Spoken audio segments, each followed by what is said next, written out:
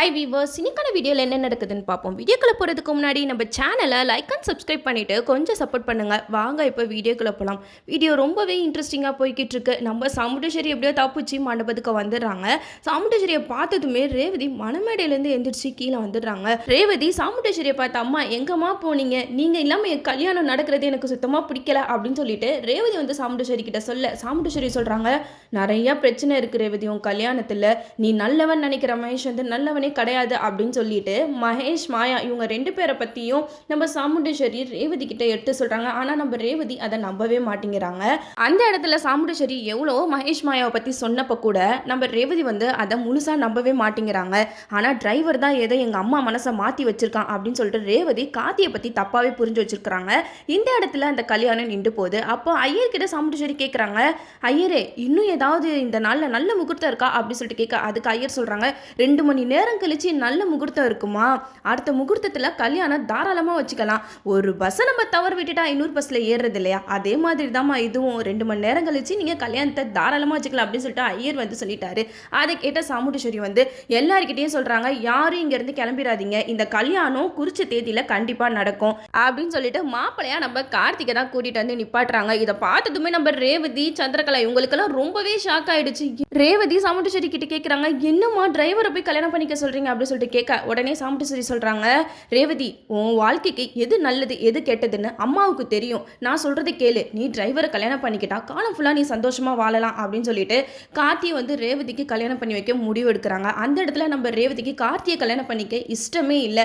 ஏன்னா அவங்க மகேஷை தான் கல்யாணம் பண்ணிக்கணும் அப்படின்னு சொல்லிட்டு லூசுத்தனமாக நினச்சிக்கிட்டு இருக்காங்க.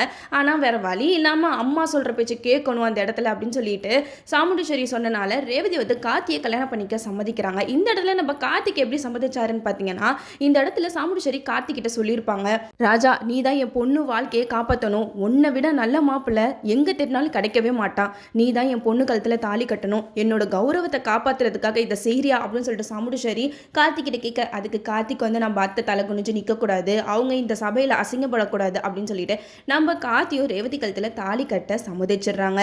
ரேவதி கார்த்திக் இவங்க 2 பேரோட கல்யாணமும் செம்ம கிராண்டாக வேற லெவலில் நடக்க போகுது. அந்த இடத்துல ரேவதி ஒரு முறைச்சிட்டு வந்து மணமேடையில் உட்காடுறாங்க. அவங்க மூஞ்சில் கொஞ்சம் கூட சந்தோஷமே இல்லை.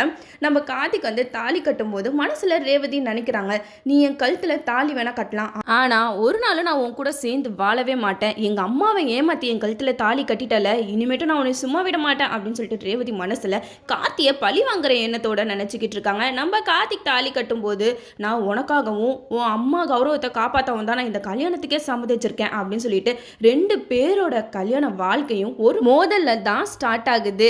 இந்த இடத்துல சாமுண்டேஸ்வரி மனசுல நினைக்கிறாங்க, இப்போ மட்டும் நான் ராஜாவை கல்யாணம் பண்ணி வைக்கலன்னா அவ்வளோதான், அந்த பரமேஸ்வரி அவன் பேரனை கூட்டிகிட்டு வந்து நிப்பாட்டி என் பொண்ணுக்கு அவன் பேரனை கட்டி வச்சிரும், அதனால தான் நான் இந்த முடிவு எடுத்தேன் அப்படின்னு சொல்லிட்டு சாமுண்டேஸ்வரி நினைக்க பாட்டி ஒரு பக்கம் மனசில் நினைக்கிறாங்க, உன் பொண்ணு கழுத்தில் தாலி கட்டுறதே என் பேரன் தாடி அப்படின்னு சொல்லிட்டு கம்பீரமாக அந்த இடத்துல உட்காந்துருக்காங்க.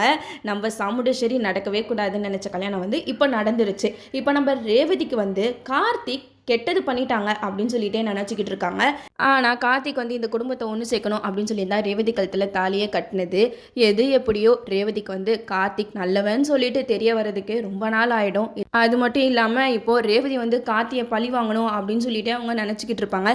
கடைசியில் கார்த்திக் வந்து தன்னோட குடும்பத்தை சேர்த்து வைக்க தான் இந்த மாதிரிலாம் பண்ணுறாங்க அப்படின்னு சொல்லிட்டு கார்த்தியை பற்றின எல்லா விஷயமும் தெரிஞ்சிச்சுன்னா ரேவதி அப்போ தான் நம்ம கார்த்தியை முழு மனசோட ஏற்றுப்பாங்க. நம்மளும் வெயிட் பண்ணி பார்ப்போம்.